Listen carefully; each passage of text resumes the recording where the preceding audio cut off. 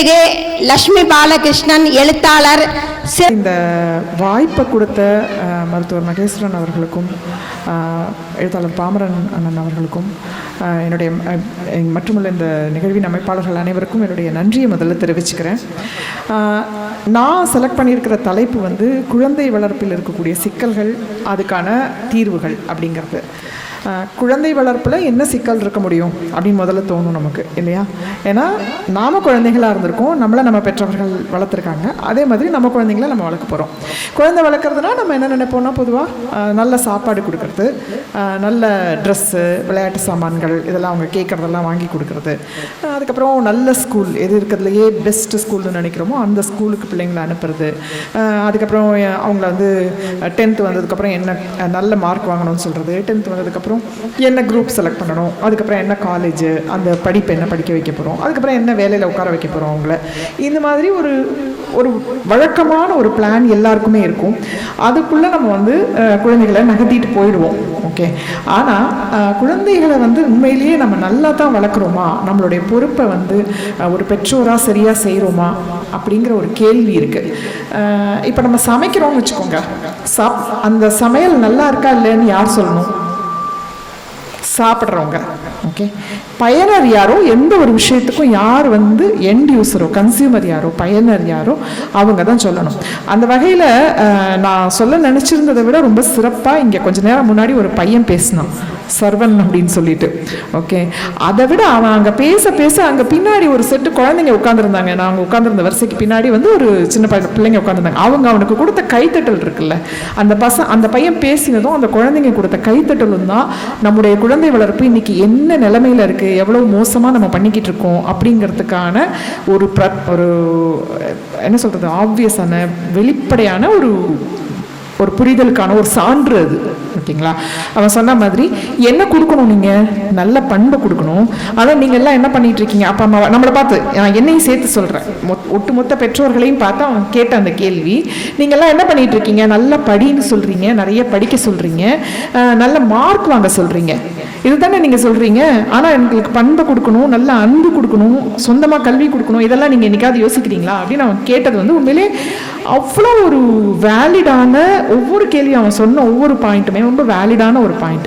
ஒரு பயனராக நம்ம குழந்தை வளர்ப்போட லட்சணம் எப்படி இருக்குன்றதுக்கு அவன் பேசின பேச்சு தான் ஒரு உதாரணம்னு நான் நினைக்கிறேன். சரி, அதுக்கு நம்ம என்ன பண்ணலாம் அப்படிங்கிறத பத்தி பேசணும்னா, கற்றல் அப்படின்னா நம்ம என்ன நினைக்கிறோம்? கற்றல் தான் என்ன நினைக்கிறீங்க? லேர்னிங் அப்படிங்கிறத பத்தி ஒரு ஸ்கூலுக்கு அனுப்பி ஒரு ஃபீஸ் கட்டி அங்கே போய் உட்காந்து ஒரு டீச்சர் எதையோ சொல்லி கொடுத்து அதை இந்த பிள்ளைங்க கற்றுக்கிட்டு அதுக்கப்புறம் அதுக்கு ஒரு தேர்வு வச்சு அந்த தேர்வில் என்ன கற்றுக்கிட்டாங்கிறத அந்த குழந்தை ப்ரூஃப் பண்ணுறது தான் கற்றல் அப்படின்னு நம்ம நினைக்கிறோம். ஆனால் உண்மையிலே கற்றல்ங்கிறது அது இல்லைங்க.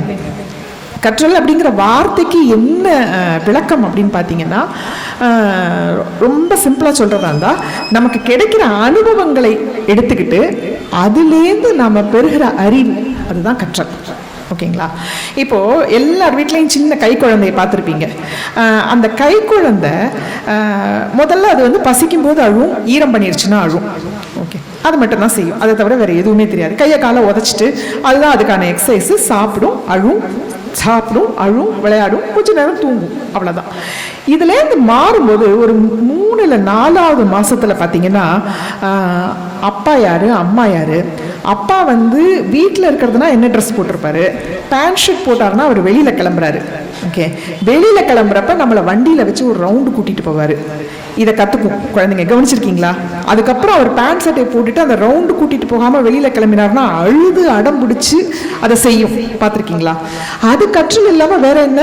யார் சொல்லி கொடுக்குறா அதுக்கு? அதை தன்னுடைய அனுபவத்தில் இருந்து அந்த குழந்தை அதை கற்றுக்குது.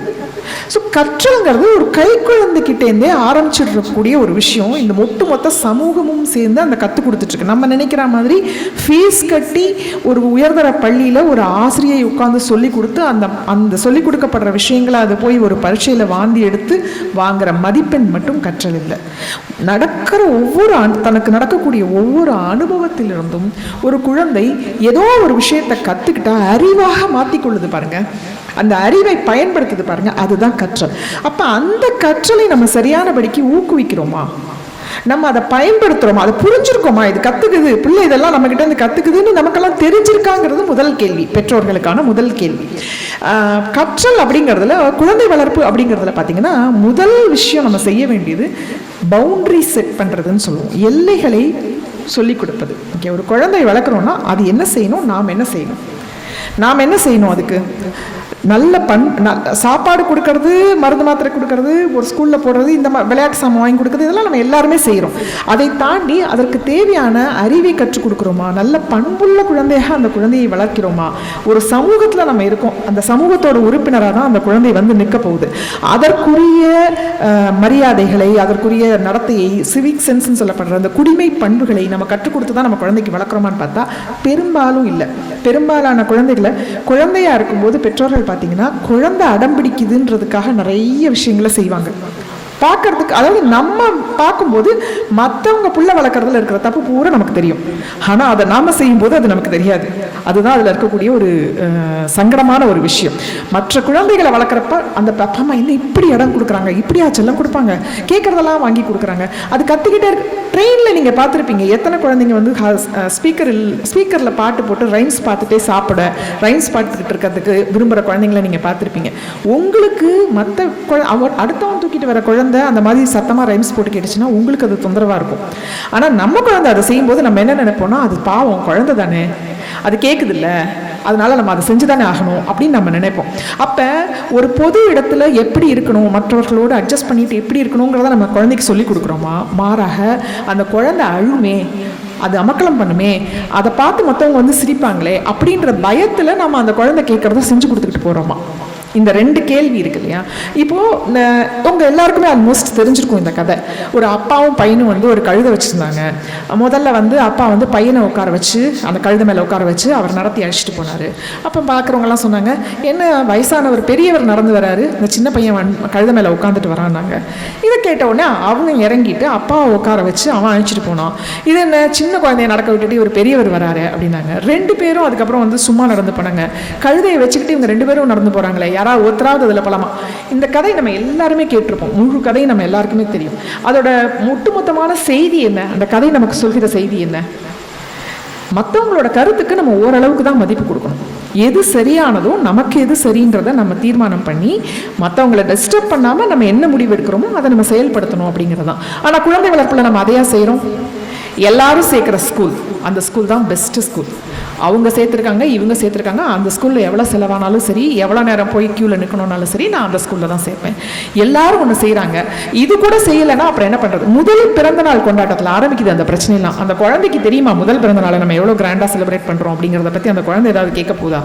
ஆனால் நம்மளோட பியர் ப்ரெஷர் அப்படின்னு சொல்லப்படுற நம்முடைய ஒத்த நண்பர்கள் வட்டத்தில் இருக்கக்கூடிய மற்றவர்கள் செய்கிறதை நாமும் செய்கிறோம்.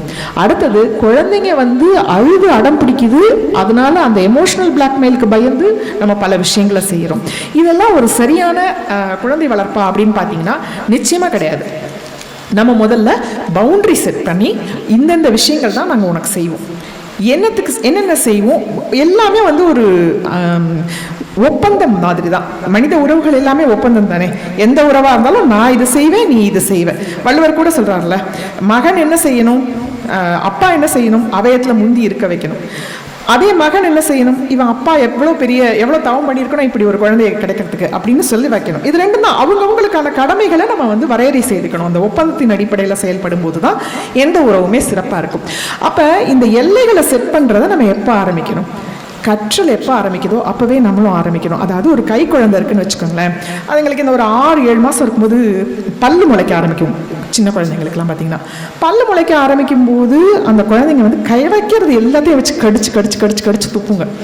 சில சுட்டி குழந்தைங்க என்ன பண்ணுன்னா, அம்மா பால் கொடுக்கும்போது அம்மாவையும் சேர்த்து கடிக்குங்க. அம்மாவுக்கு புண்ணாயிடும். பல அம்மாக்கள் என்ன பண்ணுவாங்கன்னா அதோட பால் கொடுக்கறத நிறுத்திடுவாங்க. ஆனால் வீட்டில் இருக்கிற பெரிய வயசான பாட்டிங்கள்கிட்ட போய் இது கேட்டீங்க, சொல்யூஷன் கேட்டிங்கன்னு வச்சுக்கோங்களேன், இதுக்கு என்ன செய்யலாம் அப்படின்னு தீர்வு கேட்டிங்கன்னா அவங்க ஒரு சின்ன ட்ரிக் ஒன்று சொல்லி கொடுப்பாங்க. குழந்தை பால் குடிக்கும்போது கடிக்குது அப்படின்னு சொன்னால் இந்த சுண்டு விரல் இருக்கு இல்லையா, நம்மளோட சுண்டு விரலை அந்த குழந்தையோட வாய்க்குள்ளே விட்டு லேசாக நெம்பினீங்கன்னா அது வாயை திறந்துடும். சாதாரணமாக நீங்கள் எடுக்க முடியாது, எடுத்திங்கன்னா அது இன்னும் அழுத்தமாக கடிக்கும். இந்த சுண்டு விரலை விட்டு ஜஸ்ட் இந்த வாயை நெம்பி திறந்துட்டு டக்குன்னு எடுத்து கீழே போட்டுருங்க, குழந்தைய கீழே போட்டுருங்க அப்படின்னு சொல்லுவாங்க. பால் குடிச்சிட்டு இருக்கிறப்ப எடுத்து கீழே போட்டால் அது சும்மா இருக்குமா, குவான் கத்தும். கத்தட்டும், ஒரு 5 நிமிஷம் விடுங்க அப்படின்னு சொல்லுவாங்க பாட்டி. ஏன் சொல்லுவாங்கன்னா, அதுக்கப்புறம் திரும்ப எடுத்து கொடுங்க. திரும்பவும் கடிக்குதா, திரும்பவும் வாயை தரங்க, கீழே விடுங்க, அழ விடுங்க. இது ஒரு 4-5 தடவை செய்யுங்க. அதுக்கப்புறமும் அது அப்படியே பண்ணிடுச்சுன்னா பசும்பால் கொடுத்து தூங்க வைங்க. இதை ஒரு 2 இல்லை 3 நாள் செஞ்சீங்கன்னா, அதிகமில்லை நண்பர்களே, ஜஸ்ட் ஒரு 2 இல்லை 3 நாள் செஞ்சீங்கன்னா அந்த குழந்தை அம்மாவை கடிச்சா நமக்கு பால் கடிக்காது, மற்ற பொருளை கடிக்கலாம், அம்மாவை கடிக்கக்கூடாதுங்கிற விஷயத்தை அது உடனடியாக கற்றுக்கொள்ளும். இது பாட்டிகள் இது நமக்கு சொல்லுவாங்க. ஏன் இது ரொம்ப முக்கியம் அப்படின்னா, நீ இதை செய்தால் இது உனக்கு நடக்காதுன்னு நம்ம அந்த இடத்துலேருந்து அழுத்தம் திருத்தமாக சொல்ல ஆரம்பிக்கணும். ஆனால் நம்ம உண்மையிலேயே அது மாதிரி செய்கிறோமா குழந்தைங்கள்ட்ட? அழுதுச்சுன்னா நம்ம மனசு கேட்கல, அதனால செய்கிறோம் அப்படின்னு சொல்கிறோம். பொது இடத்துல அழுது அடம் பிடிச்சா மற்றவங்க நம்மளை பற்றி ஏதாவது தப்பாக நினச்சிக்குவாங்களேன்னு அது கேட்குற தேவையில்லாத பொருளெல்லாம் வாங்கி கொடுக்குறோம். இப்படி நம்ம பண்ணிகிட்டே இருந்தோம்னா அப்புறம் ஒரு கட்டத்தில் நாமளே புலம்புறோம், குழந்தைக்கு காசோட அருமை தெரியல, பொருளோட அருமை தெரியல, நம்ம இவ்வளோ கஷ்டப்படுறோம். இது சிரமமான விஷயம்னா அதுக்கும் அது சிரமமான விஷயமா ஆக்கணும். இப்போ ஒரு குழந்தை நம்மக்கிட்ட வந்து சைக்கிள் வேணும்னு கேட்குது, இல்லை ஒரு ஃபோன் வேணும்னு கேட்குது, ஏதோ ஒன்று கேட்குதுன்னா நீங்கள் உடனே அதை வாங்கி கொடுத்தீங்கன்னா அதுக்கு அது கஷ்டமான பொருள்னு எப்படி தெரியும்? தோணாதுல்ல. அப்போ நீ மார்க் வாங்கு, நீ வந்து இதில் ஃபர்ஸ்ட் மார்க் வாங்கினேன்னா நான் உனக்கு நீ கேட்குற, அதுவும் அது நியாயமான பொருளாக இருந்தால் மட்டும்தான். இப்போ ஒரு சின்ன பிள்ளை இப்போ 12-13 வயசு பிள்ளை வந்து மோட்டார் சைக்கிள் கேட்குதுன்னா எக்காரணத்தை முன்னிட்டு நான் அதை உனக்கு வாங்கி கொடுக்க மாட்டேன், லைசன்ஸ் வாங்குறதுக்கே இந்த வயசு வேணுங்கிறத நம்ம சொல்லணும். அதே சமயத்தில் ஒரு சைக்கிள் கேட்குதுன்னு வச்சுக்கோங்க, அது ஒரு நியாயமான கோரிக்கைனா கூட அதை அவர்களாக ஈட்டிக்கொள்வதாக அதை அமைக்கணும். ஓகே, அதை நாம் வாங்கி பரிசாக கொடுப்பதாக இல்லாமல், இது உன்னுடைய இந்த திறமைக்கு பரிசு, அல்லது நீ ஒரு கீழ்ப்படிதலோடு இருந்ததற்கு இது பரிசு, நீ என் சொல் பேச்சு கேட்டு நடந்ததற்கு இது பரிசு அப்படின்னு ரிவார்ட் சிஸ்டத்தை நம்ம கொண்டு வரணும். அப்படிங்கிறது இந்த குழந்தை வளர்ப்புல ரொம்ப முக்கியமான விஷயம். பலரும் அதை செய்யறதில்லை. பாவ்லோ அப்படின்னு சொல்லிட்டு ஒரு ரஷ்ய விஞ்ஞானி இருந்தார். அவர் வந்து உளவியலாளரும் கூட, அதே சமயத்தில் விலங்குகளை பற்றி ஆராய்ச்சி செய்யக்கூடியவரும் கூட. அவர் விலங்குகளோட செரிமான சக்தி இருக்குல்ல, ஜீரண சக்தி இருக்குல்ல, அதை பற்றி ஒரு ஆராய்ச்சி பண்ணுறதுக்காக ஒரு நாய் வளர்க்குறாரு. அந்த நாய் கூண்டுக்குள்ளே இருக்கும்.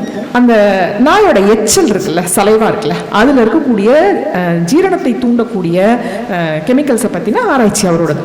அதுக்காக அவர் என்ன செய்கிறாருன்னா, அந்த நாய்க்கு உணவு கொண்டு வைக்கும்போது அதுக்கு சலைவா வரும்ல, நாய் எச்சல் ஊறும் இல்லையா, அதுக்கு அதை எடுத்து அவர் ஆராய்ச்சி பண்ணணும். இது எதேச்சியாக என்ன நடக்குதுன்னா, அந்த உணவை உள்ள கொண்டு வரப்ப ஒரு மணி அடிக்கிறாங்க. மணி அடிச்சுட்டு அந்த உணவை எடுத்துட்டு வந்து அந்த நாய்க்கு வைக்கிறாங்க. இது தொடரும் போது ஒரு 4-5 நாளைக்கு பிறகு, ஒரு வாரம், ஒரு 10 நாள் போகும்போது, அதுக்கப்புறம் உணவு இல்லாத போது கூட அந்த மணி அடித்தால் அந்த நாய்க்கு எச்சில் சுரக்கிறதா அவர் கண்டுபிடிக்கிறார். அப்போ ஒரு விஷயத்தின் மூலமாக பசி அப்படிங்கிறதெல்லாம் நம்ம வந்து உடம்புக்குள்ள இருக்கிறது நம்ம நினைக்கிறோம் இல்லையா, எச்சில் ஊறுறது அப்படிங்கிறது நமக்கு பசிக்கும் போது, இல்லை நம்ம மனசுக்குள்ள வந்து நல்ல பிடிச்ச உணவை நினைக்கும் போது அந்த மாதிரி சமயங்கள்ல நம்ம எச்சில் ஊறும் நம்ம நினைக்கிறோம். ஆனால் அதை வெளியிலிருந்து தூண்ட முடியும். தொடர்ச்சியாக இப்படிதான் நடக்க போகுது அப்படின்னு நம்ம ஒரு விஷயத்தை செட் பண்ணிக்கிட்டே இருந்தோம்னா, ஒரு நாய் கூட கத்துக்குது, நாயோட உடல் கூட ஆட்டோமேட்டிக்காக, மனசால கூட இல்லை, அதனுடைய உடலே கூட உணர்ந்துக்குது, இந்த மணி அடிச்சா நமக்கு இந்த நேரத்தில் சாப்பாடு கிடைக்க போகுது அப்படின்னு. அப்போ இதை வந்து நம்ம ஏன் குழந்தை வளர்ப்புல பயன்படுத்தக்கூடாது அப்படின்னு, அதாவது குழந்தை வளர்ப்புன்னு இல்லை, மனிதனுடைய சுபாவங்களை மாற்றுவதற்கு, மனிதனுக்கு ஒரு பழக்கத்தை வலுவூட்டுவதற்கும் ஒரு பழக்கத்தை தவிர்க்க நினைக்கிறதுக்கும் நம்ம ஏன் இந்த விஷயத்தை பயன்படுத்தக்கூடாது? அவர் ஒரு உளவியலாளராகவும் இருக்கிறதுனால அதற்கு பிறகு அதை அந்த கருத்துக்கோளை அவர் எடுத்து வளர்த்து எடுக்கிறாரு. அதற்கு பிறகு ஸ்கின்னர்னு இன்னொருத்தர் வராரு. அவர் இதே மாதிரி என்ன பண்றாருன்னா, ஒரு புறாவை அடைச்சி வச்சு அவர் ஒரு சோதனை பண்றாரு. புறாவுக்கு எட்டுற தூரத்துல ஒரு சின்ன பட்டன் இருக்கு. அந்த பட்டனை அது எதேச்சியா கொத்துச்சுன்னா அதுக்கான தானியம் உள்ள கொட்டும். அப்படி ஒரு அமைப்பை ஏற்படுத்துறாரு. எதேச்சியா கொத்தி தானியம் கொட்டும் போது அது கொஞ்ச நாள் அது கத்துக்குது, ஓ இந்த பட்டனை கொத்தினாக்க நமக்கு தானியம் கிடைக்கும் அப்படின்னு. அது அதுக்கப்புறம் அது பசிக்கும் போது அதை போய் நேரடியாக செய்ய ஆரம்பிக்குது. இப்படியாக வலுவூட்டுவதற்கு ஊக்க பரிசுகளை கொடுக்கலாம் அப்படிங்கிறத வந்து உளவியல் துறை ஒரு கான்செப்டாகவே வளர்த்து எடுக்கிறாங்க. அப்போ இதை நம்ம வந்து குழந்தை வளர்ப்பில் நாம் எப்படி பயன்படுத்தணும் அப்படின்னு பார்த்தீங்கன்னா, ஒரு நல்ல பழக்கம் அதை நீ செஞ்சீன்னா உனக்கு பாராட்டி இதை செய்வேன், நீ தப்பான பழக்கத்தை செஞ்சீங்கன்னா இதெல்லாம் உனக்கு கட் ஆகும் அப்படின்ற விஷயத்த நம்ம கொண்டு வந்துட்டு இருக்கணும். பரிசு அப்படின்னா நம்ம உடனே ஒரு பெரிய சாக்லேட்டை கொடுத்து அந்த குழந்தைக்கு சாக்லேட் வந்து ஒரு பல்லு சொத்தையாகிற அளவுக்கு எல்லாத்துக்கும் கேட்கறதுக்கெல்லாம் சாக்லேட் கொடுக்குது அப்படிலாம் இல்லை. சின்ன சின்ன விஷயங்களை கூட அந்த குழந்தைக்கு பிடித்தமான விஷயத்தை நான் தரணும்னா நீ இதை செய்யணும், இப்படி இப்படி இருக்கணும் அப்படிங்கிற பண்புகளை நம்ம வந்து அந்த குழந்தைக்கு கொண்டு வரணும். அதே மாதிரி தவறான பழக்கங்கள் வரும்போது நம்ம ஊரில் வந்து ஒரு பெரிய பிரச்சனை இருக்குங்க. கண்டிப்பாக இருக்கிறதுக்கும் தண்டிக்கிறதுக்கும் நமக்கு வித்தியாசம் தெரியாது. நம்ம என்ன நினைப்போம்னா, நல்லா அடிச்சு வளர்த்தாக்க நல்லா ஸ்ட்ரிக்டா பிள்ளை வளர்க்கணும்னு நினைப்போம். இல்லை, அடிக்க அடிக்க குழந்தைகள் மனதளவில் நம்மிடமிருந்து விலகி போய் விடுவார்கள். அதுக்கப்புறம் எல்லாத்தையும் நம்ம கிட்ட வந்து அவங்க பகிர்ந்துக்கவே மாட்டாங்க. அப்போ அவங்களுக்குள்ள என்ன நடக்குது, அவங்களுக்கு என்ன பிரச்சனை ஏற்படுது, இது எதுவுமே நமக்கு புரியாம போயிடும். அதனால நம்ம குழந்தைகள் கிட்ட நம்ம அன்பாவும் இருக்கணும், அதே நேரத்தில் கட்டுப்பாடுகளோடு கண்டிப்பாக இருக்கிறதுங்கிறத நம்ம ஒரு வரையறைகளை கொண்டு வரணும். அதே மாதிரி எல்லாத்தையும் விட ரொம்ப முக்கியமான விஷயம் குழந்தை வளர்ப்பில், ஒரு கதை உங்கள் எல்லாருக்கும் தெரிஞ்சிருக்கும். ராமகிருஷ்ண பரமஹம்சர்கிட்ட வந்து ஒரு அம்மா போயிட்டு, என் பையன் ரொம்ப இனிப்பு சாப்பிட்றான், அவனை நீங்கள் சாப்பிடாதான்னு சொல்லுங்க அப்படின்னு கேட்டாங்களாம். அவர் சொன்னாராம், சரி ஒரு வாரம் கழிச்சு கூட்டிகிட்டு வா அப்படின்னு சொன்னாராம். ஒரு வாரம் கழிச்சு இவங்க கூட்டிகிட்டு போயிருக்காங்க. அவர் வந்து சொன்னாராம், பையன் இனிப்பு அதிகம் சாப்பிடாத அப்படின்னு சொன்னாராம். அதுக்கப்புறம் அந்த அம்மா கேட்டாங்களாம், இதை நீங்கள் அன்றைக்கே சொல்லியிருக்கலாமே, போன வாரம் நான் கூட்டிகிட்டு வந்தப்போ சொல்லியிருந்துருக்கலாம்ல, ஏன் ஒரு வாரம் கழிச்சு வர சொன்னீங்க அப்படின்னு கேட்டாங்களாம் அந்த அம்மா. அதுக்கு அவர் சொன்னாராம், நானே நிறைய இனிப்பு சாப்பிட்டுக்கிட்டு இருந்தேன், நான் இனிப்பு சாப்பிட்டுட்டு உன் பிள்ளைகிட்ட போய் நான் எப்படி இனிப்பு சாப்பிடாதுன்னு சொல்ல முடியும். அதனால முதல்ல இந்த ஒரு வாரத்தில் நான் இனிப்பு சாப்பிட்றதை குறைச்சிட்டு நான் அதுக்கு தகுதியானவனாக ஆகிவிட்டு உன் மகனுக்கு நான் அறிவுரை சொல்கிறேன் அப்படின்னு சொன்னாராம். இது எதுக்கு சொல்கிறேன்னா, நம்ம குழந்தைக்கு ஏதாவது ஒரு பழக்கம் வரணும் அப்படின்னா முதல்ல நாம் அதை செய்யணும். நாம் வந்து டிவியை போட்டு சீரியலை பார்த்துக்கிட்டு அல்லது வந்து செல்ஃபோனில் ரீல்ஸ் பார்த்துக்கிட்டு குழந்தைய மட்டும் புக் எடுத்து வச்சு படின்னு சொன்னால் அது எப்படி படிக்கும்? சாத்தியமா? நம்ம அப்புறம் என்ன சொல்கிறோம், குழந்தை சொன்ன பேச்சு கேட்க மாட்டேங்குது, அடிக்கிறது, அந்த மாதிரி அடுத்தடுத்த நிலைகளுக்கு போகிறோம் நம்ம. ஆனால் அப்படி இல்லாமல் முதல்ல நாமளும் ஒரு வாசிப்பு பழக்கத்தை ஏற்படுத்திக்கிட்டு என்னெல்லாம் செய்யணும்னு குழந்தைக்கு சொல்கிறோமோ அது எல்லாத்தையும் நாமளும் செய்யறது அப்படிங்கிறது தான் ரொம்ப முக்கியமான விஷயம். ரோல் மாடலிங் மூலமாகத்தான் நம்ம குழந்தைகளை வளர்க்க முடியும். நாம போய் சொல்லிட்டு நாம வந்து ஒரு விஷயம் நடக்கும்போது அந்த குழந்தைகள் முன்னாடியே போய் சொல்றது, குழந்தைகளை பயன்படுத்தியே போய் சொல்றது, இதெல்லாம் பண்ணால் நாளைக்கு அந்த குழந்தை நம்ம கிட்ட போய் சொல்லும் தானே. அப்பா அம்மா கிட்ட மட்டும் போய் சொல்ல, நம்ம வந்து அப்பா அம்மா கிட்ட போய் சொல்லக்கூடாது, அப்பா அம்மா ஊரில் இருக்கிறவங்கள்ட்டெல்லாம் போய் சொல்லலாம் புரிஞ்சுக்க முடியுமா ஒரு குழந்தையால? அதனால நம்ம என்னெல்லாம் நல்ல பழக்கங்கள் அந்த குழந்தைக்கு வரணும்னு நம்ம நினைக்கிறோமோ அது எல்லாத்தையும் முதல்ல நாம் கடைபிடிப்பவர்களாக, அவருக்கு முன்னுதாரணமாக இருப்பவர்களாக முதல்ல நாம மாறணும். இது ரொம்ப முக்கியமான பாயிண்ட். அதுக்கப்புறம் வீட்டு வேலைகளில் ஈடுபடுத்துங்க. வீட்டு வேலைகளில் ஈடுபடுத்துறதுனா அதுக்காக உடனே பாத்திரம் தேய்க்க சொல்லணும், துணி துவைக்க சொல்லணும் அப்படிங்கிறது இல்லை. சின்ன சின்னதாக அவங்களுடைய வேலைகளை அவங்க வயசுக்கு தகுந்த மாதிரி அவங்களே செய்ய சொல்லுங்க. அது எகைன் கண்டிப்பாக இருக்கிறதுக்கும் தண்டிச்சு வளர்க்குறதுக்கும் நமக்கு எப்படி வித்தியாசம் தெரியாதோ அதே மாதிரி செல்லமாக வச்சுக்கிறதுக்கும் சோம்பேறியாக குழந்தையை வளர்ப்பதற்கும் கூட நமக்கு வித்தியாசம் தெரியறது இல்லை. செல்லமாக இருக்கிறதுனா என்னன்னா, அந்த குழந்தைக்கு காது கொடுத்து கேட்டு அது மனசில் என்ன நினைக்குதோ அதை புரிஞ்சுக்கிட்டு அதுக்கு எல்லாத்தையும் புரிய வச்சு அதோட அன்பாக சேர்ந்து பயணிப்பது தான் செல்லமாக வளர்க்குறது. ஆனால் நம்ம என்ன நினைக்கிறோம், எந்த வேலையும் செய்ய தெரியாமல் கேட்குறதெல்லாம் கொடுத்து சோம்பேறியாக நம்ம குழந்தையை வளர்ப்பதை நாம் செல்லமாக வளர்ப்பது அப்படின்னு புரிஞ்சுக்கிறோம். அப்படி இல்லை, வீட்டு வேலைகளில் ஈடுபடுத்துங்க. குழந்தையோட வேலைகளை தனக்கு இண்டிபெண்டாக ஆக்குங்க. குழந்தைகளை என்னை சார்ந்து இருக்கல என் குழந்தை, தன்னிச்சையாக இயங்கக்கூடியவன் அப்படிங்கிற ஒரு நிலையை கொண்டு வரதுக்கு சின்ன சின்ன வேலைகளை முதல்ல அந்த குழந்தை குடிக்கிற கப்பு பாலோ காஃபியோ குடிக்குதுன்னா அந்த கப்பை கொண்டுட்டு போய் ஒரு சிங்க்ல போட சொல்லுங்க. ஒரு முதல்ல 2 வயசுல, அப்புறம் ஒரு 4 வயசுல அதை கழுவி கவுக்க சொல்லுங்க. தான் சாப்பிட்ற தட்டை கழுவி கவுக்க வைக்கிறது. அதுக்கப்புறம் சமையல்ல காய்கறியில நறுக்கிறதோ, அம்மாக்கு என்ன அந்தந்த வயதுக்குரிய வேலைகளை சொல்லி கொடுத்து வீட்டு வேலைகளை இன்வால்வ் பண்ணணும். அதை விட முக்கியமா அந்த குழந்தைகள்கிட்ட பொறுப்புகளை ஒப்படைக்கணும். இப்போ நம்ம கடைக்கு போறோம்னா கூட்டிட்டு போயிட்டு கடையில கொஞ்சம் கொஞ்சமா கடைக்கு போறதையே அவங்களுக்கு நம்ம பழக்கணும். ஏன் அப்படின்னா அப்பதான் அவனுக்கு பணத்தோட அருமை தெரியும். ஒரு 500 ரூபாய் நோட்டை எடுத்துட்டு போனோம்னா இன்னைக்கு எவ்வளவு பொருள் வாங்க முடியும் கடையில அப்படின்னு ஒரு 10-15 வயசு பையனுக்கு தெரிஞ்சிருந்தா அவன் ஒரு 5000 ரூபாய்க்கு ஒரு பொருளை தேவையில்லாம நம்ம கிட்ட வந்து கேட்கவே மாட்டான். அந்த எண்ணம் அவனுக்கு வரணும், அந்த குழந்தைக்கு வரணும்னா பொறுப்புகளை நம்ம கொடுக்கணும். எல்லாத்தையும் விவாதிங்க. வீட்டில் குடும்பமாக உட்கார்ந்து குடும்பத்துக்குன்னு ஒரு நேரம், ஹாப்பி ஹவர் மாதிரி ஒரு குறிப்பிட்ட நேரத்தை டின்னர் சாப்பிட்டு முடிச்சதுக்கப்புறம் குழந்தைங்களோட உட்காந்து பேசுங்க. வீட்டில் கணவன் மனைவி குழந்தைகள் எல்லாரும் ஒன்றா உட்காந்து பேசுங்க. அந்த சந்தர்ப்பங்களில் நம்முடைய பிரச்சனைகளை, கஷ்ட நஷ்டங்களை, குடும்பத்தில் எடுக்க போகிற நல்ல முடிவுகளை, முக்கிய முடிவுகளை எல்லாத்தையும் விவாதிங்க. அதில் அவங்களையும் ஆரோக்கியமான முறையில் ஈடுபடுத்துங்க. அப்போ தான் அவங்களுடைய பொறுப்பை, அவங்களுடைய இடத்தை, நம்மளுக்கு எவ்வளவு இங்கே சக்தி இருக்குது, இந்த குடும்பத்துக்கு என்ன சக்தி இருக்குது, இதில் நம்மளோட பொறுப்பு என்ன, நம்ம இவ்வளோ படித்து இவ்வளோ ஸ்காலர்ஷிப் வாங்கணும், இவ்வளோ தான் அம்மா அப்பா கிட்ட காசு இருக்குது, அப்போ நம்ம ஸ்காலர்ஷிப்பில் இந்த கோர்ஸ் நம்ம ஆசைப்படுறோன்னா அதுக்கு நம்ம ஸ்காலர்ஷிப்புக்கு முயற்சி பண்ணால் தான் முடியும். இல்லை பேங்க் லோன் அப்ளை பண்ணணும்னா அதில் இவ்வளோ சிக்கல்கள் இருக்குது. இதெல்லாம் அவன் திடீர்னு நீங்கள் ஒரு 17-18 வயசில் உட்காந்து எல்லாத்தையும் சொல்லிக் கொடுக்க முடியுமா? ஒரு நாளில் இது எல்லாத்தையும் புரிய வைக்க முடியுமா? அப்போது சின்ன வயசுலேருந்தே நம்முடைய சிக்கல்களை, கஷ்ட நஷ்டங்களை, நம்மளுடைய லாபத்தையோ நஷ்டத்தையோ எதையுமே அந்த குழந்தைகிட்ட பகிர்ந்துக்கலன்னா அது பொறுப்பானவனாக, முடிவெடுக்கக்கூடியவனாக வளர முடியாமல் போயிடும்.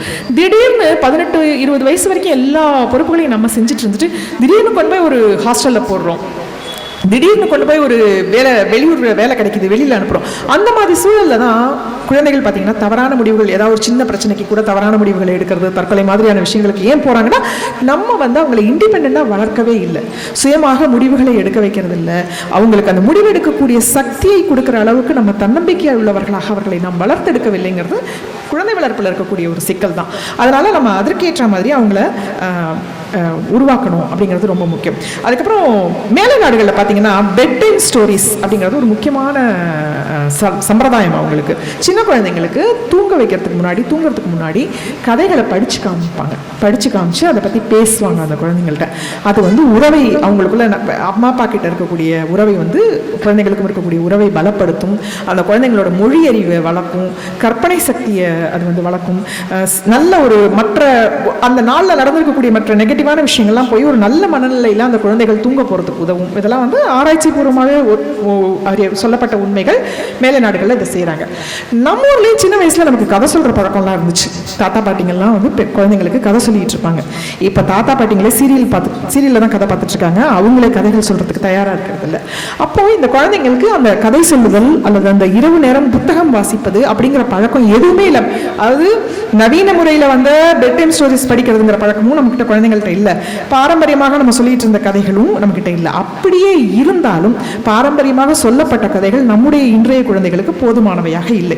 ஒரு உதாரணத்துக்கு நாமெல்லாம் சின்ன பிள்ளையா இருக்கும்போது நமக்கு இந்த துரோணர் கதை சொல்லியிருப்பாங்க. துரோணர்னு ஒரு குரு இருந்தார். அவர் ராஜா வீட்டு பிள்ளைங்களுக்கு பாடம் சொல்லி கொடுத்துட்டு இருந்தாரு. அப்போ ஏகலவியன்னு ஒரு வேடனோட வீட்டு வேடகுலத்தை சேர்ந்த பையன் அவர்கிட்ட கற்றுக்க நினைச்சான். அவர் நான் சொல்லித்தர முடியாதுன்னு அனுப்பிச்சிட்டாரு. அதுக்கப்புறம் அவனாவே அவரை மனசுல குருவா நினைச்சிட்டு அவனாவே கற்றுக்கிட்டான். அப்போ கூட தங்கிட்ட படிக்கிற அர்ஜுனனை விட அவன் பெட்டர் ஆயிடுவானோ அப்படிங்கிறதுனால அவன்கிட்ட எனக்கு உன்னுடைய கட்டை விரலை காணிக்கையாக கொடு அப்படின்னு கேட்டாரு. விற்கலையில் உங்களுக்கு தெரிஞ்சிருக்கும், இப்படி பிடிச்சி இழுக்கும்போது அந்த கட்டை விரல் தான் ரொம்ப முக்கியமான விஷயம், அதை காணிக்கையாக கொடுத்துரு அப்படின்னு கேட்டாரு. உடனே ஏகலைவன் அந்த கட்டை விரலை காணிக்கையாக கொடுத்தான் அப்படின்னு ரொம்ப உருக்கமாக சொல்லிட்டு, குரு பக்தினா இப்படிதான் இருக்கணும் தெரியுமா அப்படின்னு நம்ம பாட்டிங்களா நம்ம கதை சொன்னாங்கன்னா ஆமாம் அப்படின்னு நம்ம கேட்டுட்டு நம்ம சும்மா இருந்திருப்போம். இன்னைக்குள்ள பிள்ளைங்கள்ட்ட நீங்கள் போய் சொன்னீங்கன்னா அது என்ன கேட்கும்? கேள்வி, அவன் சிஷ்யனா அந்த ஏகலைவன் செஞ்சது சரி, ரைட்டு, குருவா இருக்கிறதுக்கு அந்த துரோணருக்கு தகுதி இருக்கா? இப்படி அவர் பயஸ்டா நடந்துக்கலாமா? ஓரவஞ்சனையோட நடந்துக்கலாமா? இது என்ன கதை? இதை எங்ககிட்ட சொல்றீங்க, இப்ப நான் என்ன கத்துக்கணும் இதுல இருந்து அப்படின்னு நம்மளை திருப்பி கேட்க மாட்டாங்களா நம்ம குழந்தைங்க? கண்டிப்பாக கேட்பாங்க, நிச்சயமாக கேட்பாங்க. அதனால நம்மக்கிட்ட இருக்கிற நமக்கு கதை சொல்கிற பழக்கமும் இல்லை, நம்மக்கிட்ட இருக்கிற பழைய கதைகள் போதுமானவையும் இல்லை, இன்றைய குழந்தைகளுக்கு போதுமானவையும் இல்லை. அப்போ நம்ம என்ன செய்யலாம்னா, இன்னைக்கு நவீன சிறார் இலக்கியம் நல்லாவே வளர்ந்துருக்கு. நிறைய தமிழில் சிறார் கதைகள் வந்துகிட்டே இருக்கு. மேடையிலே 2 பாலசாகித்ய புரஸ்கார் அவார்டிஸ் இருக்காங்க. அவங்களோட கதைகள்லாம் கூட உள்ள புத்தக கண்காட்சியில் புக்ஸ் ஃபார் சில்ட்ரனில் கிடைக்கும். அந்த மாதிரியான புத்தகங்களை வாங்கி நம்ம குழந்தைகளுக்கு வாசிக்க கொடுக்கணும். அந்த குழந்தைகளோட அந்த கதைகளை பற்றி பேசணும். அதாவது கேள்வி கேட்கக்கூடாது. அந்த புத்தகத்துக்கு படிச்சுட்டு அதுலேயும் கேள்வி கேட்டு நம்ம ஊரில் இன்னொரு பழக்கம் என்னன்னா, ஜென்ரல் நாலேஜ் வரணும் குழந்தைங்களுக்கு நினைச்சா ஜென்ரல் நாலேஜையும் பிரைவேட் ஸ்கூல்ஸில் ஒரு பேப்பராக வச்சு அதுக்கும் ஒரு புக்கு போட்டு அந்த புக்கையும் படித்து மனப்பாடம் பண்ண சொல்லி அதுக்கும் ஒரு எக்ஸாம் வச்சு அதுக்கும் மார்க் போட்டு ஜென்ரல் நாலேஜில் மார்க் குறைச்சலாக இருக்குன்னு பேச ஆரம்பிப்போம். ஜென்ரல் நாலேஜ்ங்கிறது அப்படி இல்லைல்ல, செய்திகளை படித்து தெரிஞ்சுக்கிட்டு அதன் மூலமாக நம்முடைய பொது அறிவை வளர்த்துக்கிறதுங்கிறதுக்கு பதிலாக நம்ம அதையும் ஒரு பாடத்திட்டமாக்கி ஒரு சடங்காக்கி வைக்கிறது மாதிரி இல்லாமல் வாசிப்புங்கிறத ஒரு நல்ல பழக்கமாக நம்ம குழந்தைங்கள்ட்ட வளர்த்தெடுக்கணும். ஏன் வாசிப்பு முக்கியம்னு கேட்டிங்கன்னா, இன்னொரு முக்கியமான காரணம் அனுபவம் தான் நம்மளோட அறிவு. நான் ஏற்கனவே சொன்னேன் இல்லையா, கற்றல்னா என்னன்னா பழைய அனுபவங்கள்லேருந்து நம்ம புரிஞ்சுக்கிறது அறிவு தான் அறிவு. அப்போ வாசிக்கும் போது புத்தகங்கள் மூலமா நம்ம இன்னும் நிறைய கற்றுக்க முடியும். ஏன்னா எனக்கு நம்மளுடைய சொந்த வாழ்க்கையில் நடக்கிற அனுபவங்களை மட்டும் வச்சு நம்ம அறிவு வளர்த்துக்கும் போது நம்மளுக்கு ஒரு சின்ன இதுதான் கிடைக்கும். நீங்க ஒரு 100 கதைகளை படிக்கும்போது அந்த 100 பேரோட வாழ்க்கையை நீங்க பாக்குறீங்க, உங்க கண்ணு முன்னாடி இருக்கு. அந்த 100 பேரோட வாழ்க்கையில இருந்தும் நீங்க அனுபவங்களை கற்றுக்க முடியும், அறிவை வளர்த்துக்க முடியும். அதனால குழந்தைகளுக்கு வாசிப்பை நல்லபடியாக பழக்குவோம் நம்ம. அதுக்கப்புறம் வாசிப்பு இன்னொரு விதத்துலையும் ஏன் முக்கியம்னா, இன்னைக்கு செயற்கை நுண்ணறிவு ஆர்டிஃபிஷியல் இன்டெலிஜென்ஸ் உலகத்தை ஆள தொடங்கிருச்சு. சின்ன சின்ன வேலைகள், ரொம்ப மெக்கானிக்கலாக செய்யக்கூடிய வேலைகள் இதெல்லாமே காணாமல் போய்கிட்டு இருக்கு. வேலை வாய்ப்புகள் குறையுது எல்லாம், ரைட். ஆனால் ஏஐயால் ஒருபோதும் ரீப்ளேஸ் பண்ண முடியாத ஒரு வேலைனா கற்பனை திறன் மட்டும்தான். நீங்கள் பேங்க் மாதிரியான வெப்சைட்டுக்கெல்லாம் போனீங்கன்னா நீங்கள் லாகின் பண்ணுறது ரோபாட் இல்லை அப்படிங்கிறத உறுதிப்படுத்துறதுக்கு அது ஒரு சின்ன கேள்வி கேட்குங்க. 30+2 எவ்வளவு அப்படின்னு கேட்கும். 7, 10, 22 இதில் மிகச்சிறிய எண் எது அப்படின்னு ஒரு கேள்வி கேட்கும். இந்த கேள்விக்கெல்லாம் பதில் ரோபாட்டால் சொல்ல முடியாதுங்கிறது இல்லை. ஆனால் ரேண்டமாக கேட்கப்படுகிற கேள்விகளுக்கு ஏஐயால் பதில் சொல்ல முடியாது.